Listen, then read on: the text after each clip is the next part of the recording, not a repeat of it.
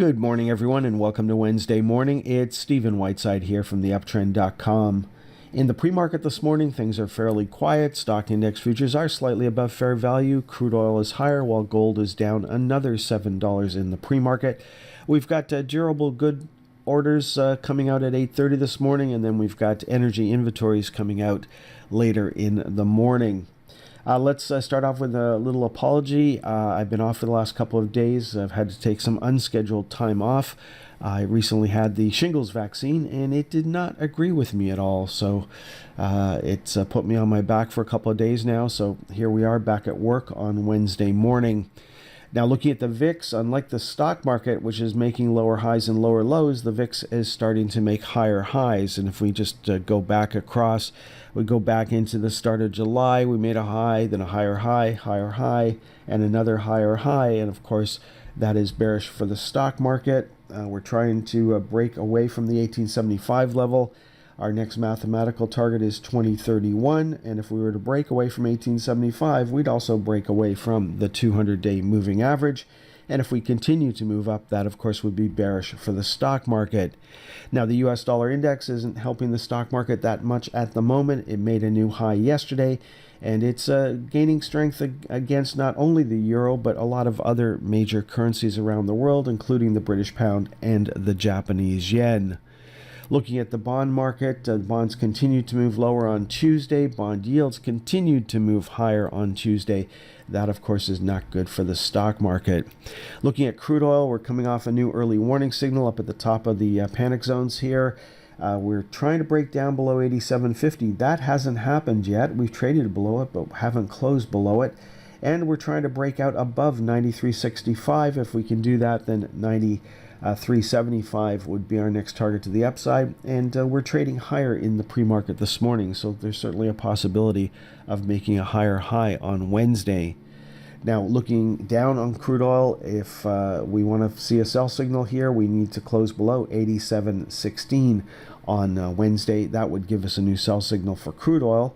And if that were to happen, that of course would join natural gas already on a sell signal, starting to break down below $2.93. Our next mathematical target would take us back down to the lows from early June, down at 273. And if we want to buy signal in natural gas, we need to close on Wednesday above $2.99. Looking at the metals, copper made a new closing low yesterday. We've got a new closing low for this move. For gold, it's taken out the earlier September low, and now we're looking to see if we can find support at the August low. And silver holding up a lot better than gold at the moment, but it is back on a sell signal as of Tuesday's close. Now, month end is just ahead of us, and of course that has a bullish bias for the stock market, but in a down market, that doesn't guarantee that we're going to close higher. It can often just help take off some of the downward pressure that we're seeing during a down market. Now, looking at the Dow itself, it has broken down below the August lows. So has the S&P 500, heading towards our next target of 421.88 on the SPY. Then looking at the Qs, they're starting to break down below the August lows. Our next mathematical target is 351.56. Now, the semiconductors held up fairly well yesterday. They were down nearly 2%, but didn't take out the recent low. They've certainly taken out the August lows, but there's a lot of sectors that have also done that and are looking fairly weak. And even the Russell 2000 or the microcaps, they broke down quite a while ago.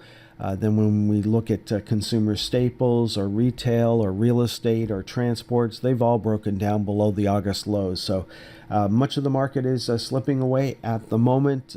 Can we get a bounce here going into month end? Well, if we do get a bounce, it probably won't be enough to give us any new daily buy signals. Now, moving over to the Canadian market, wasn't that long ago we were looking to see if we were going to take out the summer highs, but that quickly reversed, and now we've taken out the summer lows for the TSX, the TSX 60, for mid caps, small caps, and micro caps. So the August lows are no longer in play. Then looking at some of the sectors, energy still holding up fairly well. It traded up into the channel. I saw some energy buy signals for individual stocks yesterday.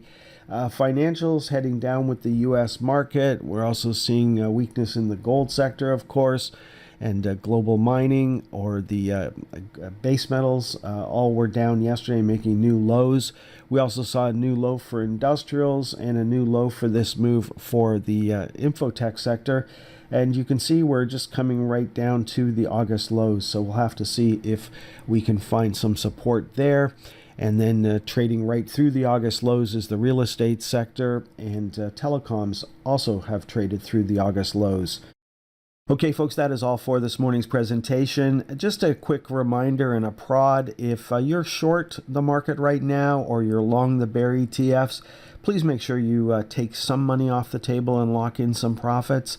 We don't know when exactly the market's going to turn around or what the catalyst is going to be. And I have absolutely no guarantee. There's no crystal ball that tells us that the market is going to head sharply lower from here. You don't need to liquidate a position. There's no reason to abandon a short position or to abandon a long bear ETF position, but it is important to systematically take money off the table as we go. So that's all I wanted to say this morning. Enjoy the rest of your day. Next time you'll hear my voice will hopefully be on Thursday morning.